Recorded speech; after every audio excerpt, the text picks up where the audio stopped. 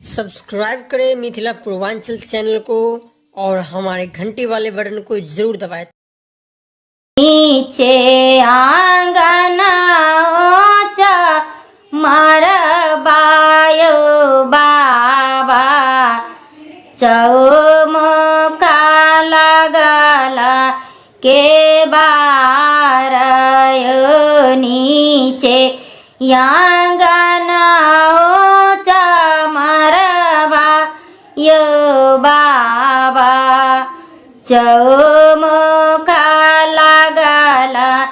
के बारयो ओही मारबा चारी बैसला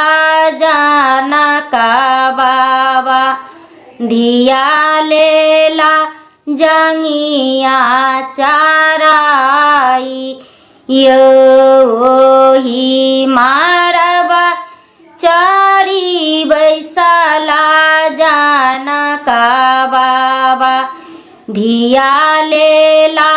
जंगिया चराइयो धिया लेला जंगिया चराइयो थरा थरा कपई बाबा दुबिया दिया गेरुआ का पाई जाला नीरयो थरा थरा कपई बाबा दुबिया हरा दिया गेरुआ का पाई जाला नीरयो धिया लेने का पाई बाबा जाना का बाबा कैसे करबा धिया दानयो धिया लेने का पाई बाबा जाना का बाबा कैसे करबा धिया दानयो कैसे करबा धिया दानयो सीसा की रोबे बाबा जाना का बाबा नैना से जरता लोरयो सीसा की रोबे बाबा जाना का बाबा नैना से जरता लोरयो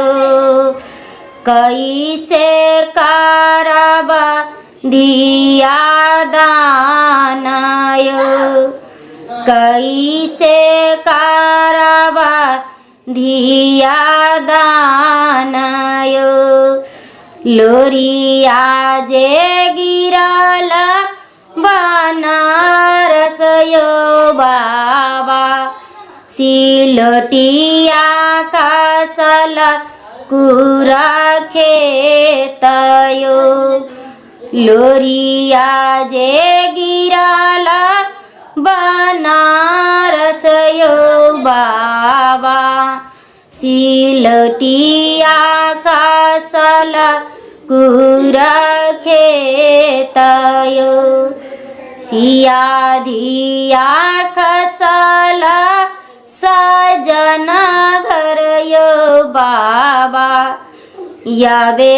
बाबा सुतहो नीचितयो सिया धिया खसला सजना घर यो बाबा आबे बाबा सुतहो नीचितयो आबे बाबा सुतहो नीचितयो आबे बाबा सुतहो नीचितयो।